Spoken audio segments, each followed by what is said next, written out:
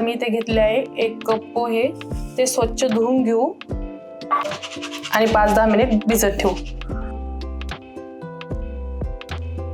आता इथे घेतला 1 कप रवा. रवा हा तुम्ही कोणता घेऊ शकता, बारीक किंवा मोठा.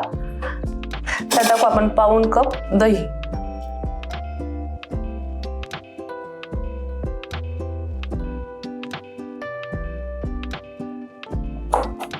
चवीनुसार मीठ. मी इथे 1 चमचा मीठ टाकलं आहे.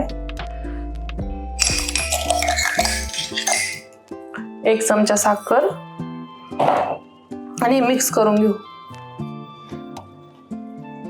आता यात मी 1 कप थोडं थोडं करून पाणी टाकत आहे आणि मिक्स करून घेत आहे. चांगले मिक्स करून घ्यायचे.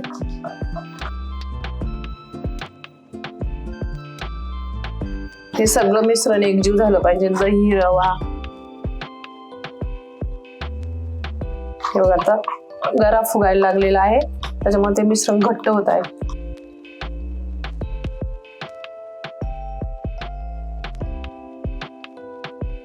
गरा हा फुगणार आहे, त्याच्यामुळे अजून थोडंसं पाणी टाकू. मी इथे टाकलंय पाव कप अजून पाणी. ते मिक्स करून थोड्या वेळ साईडला ठेवू.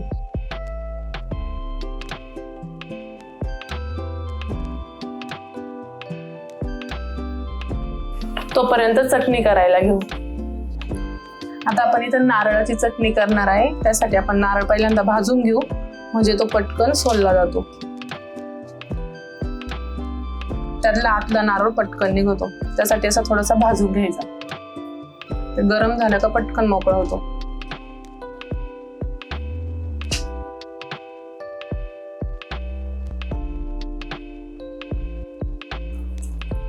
आता नारळ फोडून घेऊ. आता हा नारळ फोडून घेऊ.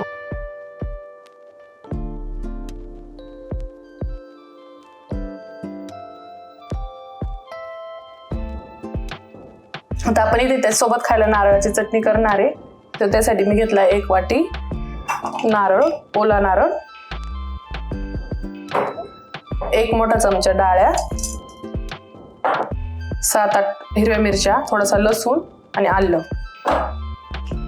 चवीनुसार मीठ आणि थोडंसं पाणी घालून आता त्याला बारीक करून घेऊ. नारळ ते सगळं बारीक झालेलं आहे. आता याला तडका देऊन घेऊ. आता तडक्यासाठी मी इथं तेल घेतलेलं आहे, ते गरम करून घेऊ आणि त्याला तडका देऊ. मोहरीचा, मिरचीचा आणि कढीपत्त्याचा. तेल गरम झालेलं आहे, थोडीशी मोहरी टाकून घेऊ. मोहरी छान तडतडली का त्यात कढीपत्ता टाकू.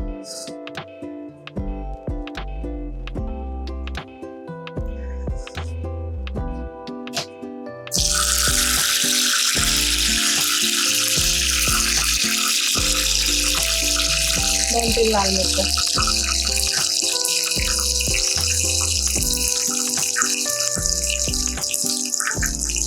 आता आपला तडका तयार झालेला आहे, तो आपण आता ह्या चटणीत टाकून घेऊ.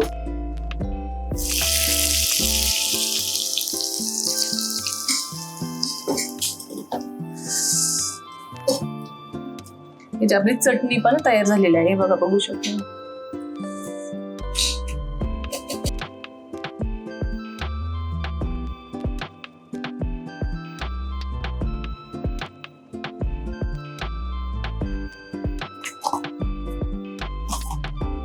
हे बघा आता एकदम बारीक झालेला आहे.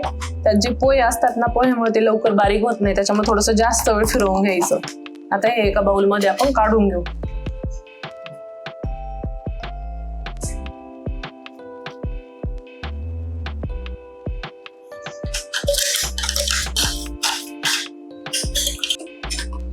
हे बघा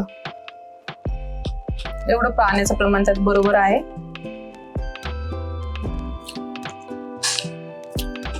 आता त्यात थोडासा इनो टाकून घेऊ.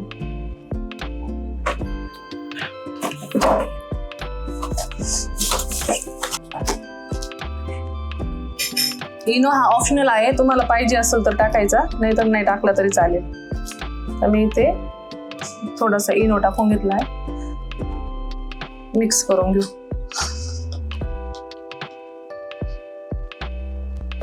हे बघा इनो ऍक्टिव्हेट झालेला आहे आता. बबल्स यायला सुरुवात झालेली. आपण दही टाकलं होतं ना, त्याच्यामुळे इनो पटकन ऍक्टिव्हेट झालं.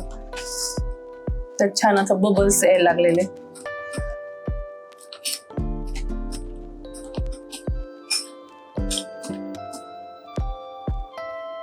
हे बघ बबल्स यायला लागलेले इनो मध्ये. आता मी तवा गरम करून घेतला आहे, त्यावर तूप टाकून घेऊ. तुम्ही तेल तूप काही पण यूज करू शकता, चीज पण लावू शकता. आता यावर बेटर असं टाकून घेऊ. मला हे बन टाईप करायचंय म्हणून मी फक्त असं सोडते राऊंड शेपचं. तुम्हाला जर उत्तप्पा सारखं जाड मोठं करायची असं पोळी तर तुम्ही पसरून घेऊ शकता. त्यावर आता झाकण ठेवू थोड्या वेळ. ते एकदा खालून शिजलं का ते ऑटोमॅटिक तव्याला सोडतं.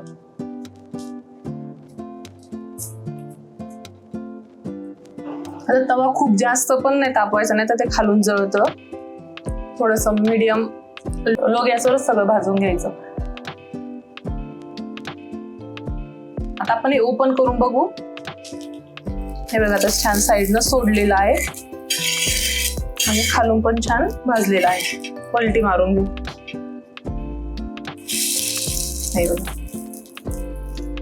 छान फुगलेला आहे, फ्लफी फ्लफी झालेला आहे. आता आपण चेक करू भाजलाय की नाही. हे बघा छान मागून पण भाजलेला आहे.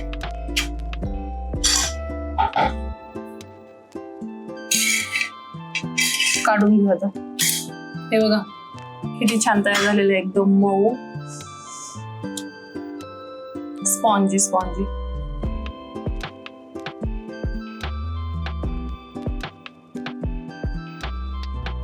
अशाच सोप्या आणि चविष्ट रेसिपी बघण्यासाठी आपल्या चॅनलला सबस्क्राईब करा, व्हिडिओला लाईक करा आणि नक्की शेअर करा.